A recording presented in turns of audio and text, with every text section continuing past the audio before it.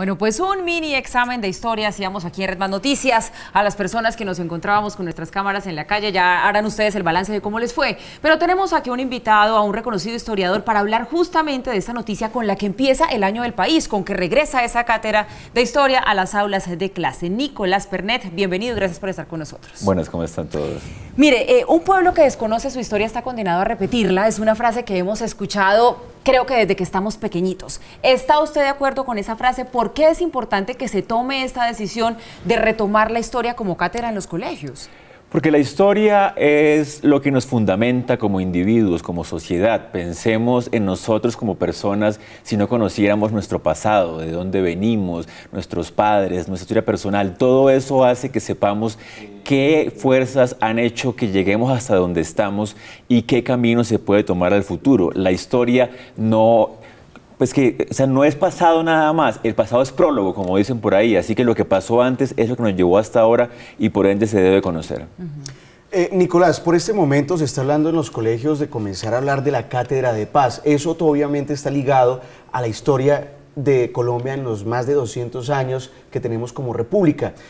¿Cómo debería plantearse ahora en adelante ese aprendizaje con tiempos de paz como lo estamos viviendo ahora los colombianos y ahora los niños que tendrán que comenzar a pensar Timochenko en 50 años, cómo va a ser el referente, Juan Manuel Santos, el hombre que hizo la paz pero que gastó todo su capital político, que hoy prácticamente lo chifran en todos los lugares? ¿Cómo pensar ahora ese asunto en las aulas y cómo hacerlo un poco más didáctico o atractivo? Porque a veces memorizar no es lo interesante, sino hacerlo un poco más atractivo para los estudiantes. Claro, la guerra en Colombia tiene bases históricas como todo conflicto y desde ahí conocerlas, de dónde vienen, cuáles son sus causas, son fundamentales para entender cómo se puede superar, para no repetir muchas causas y para no repetir muchos errores.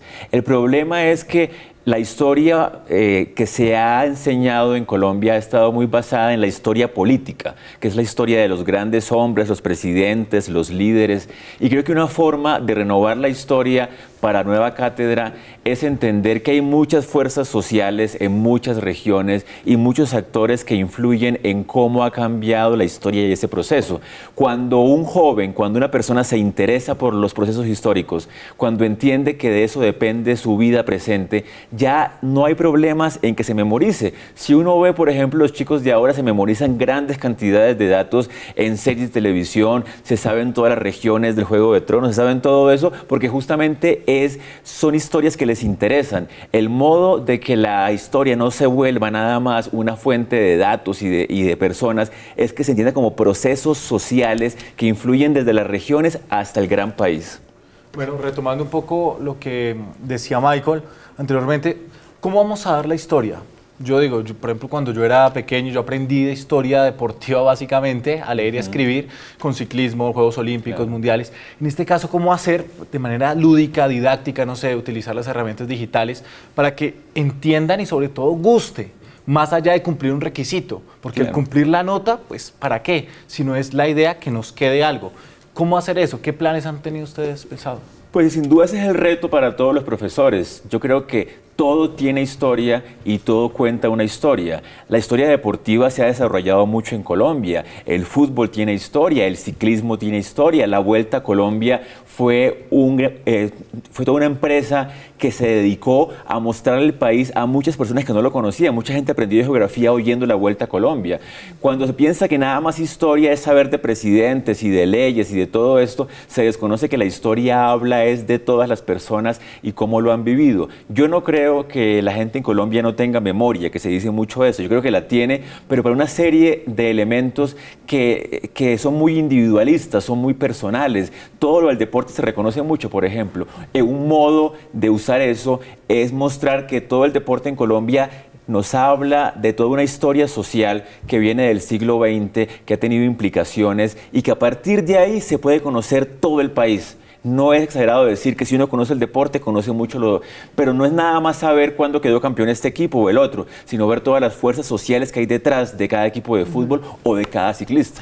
Acaba de decir usted, Nicolás, que no cree que estemos en un país que no tiene memoria y para allá iba un poco mi siguiente pregunta. Usted veía el test que le hacíamos a las personas en la calle, unos atinaban, otros dudaban, otros sí con firmeza contestaban.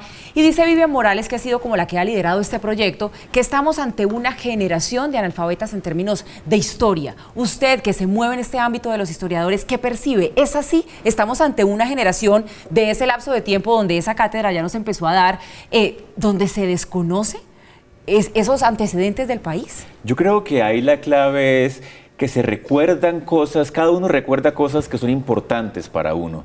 O sea, el chico que recuerda quién es J Balvin o todo eso es porque para él eso es importante y no es importante lo otro. Yo creo que lo que importa es que la cátedra ayude a entender que lo que ha pasado en el país como sociedad, como su conjunto político, social, económico, es importante para todos. En cuanto el estudiante entienda que lo que le están contando no es historia muerta, no es historia que no influye, es historia que determina su vida actual y que hace parte de su constructo como sociedad, tal vez va a tener más memoria, porque no se trata de recordar nada más los datos, sino saber que eso influye en la vida de cada persona y desde ahí tener una relación que es emocional con la historia. Recordar es pasar por el corazón. Por eso es que uno no recuerda muchas cosas que no le importan. Recuerda es lo que siente que es importante y ojalá el gran reto para esta cátedra es que nos muestre que esa historia del país para todos es importante. Qué interesante eso, de tener una relación emocional con la historia. Pero como estamos hablando justamente de que hay que conocer la historia para no repetirla, ¿bajo qué argumento se tomó esa decisión en su momento de que ya no se iba a dar la cátedra de historia, sino que se iba como a juntar ahí con geografía y esto terminó siendo ciencias sociales?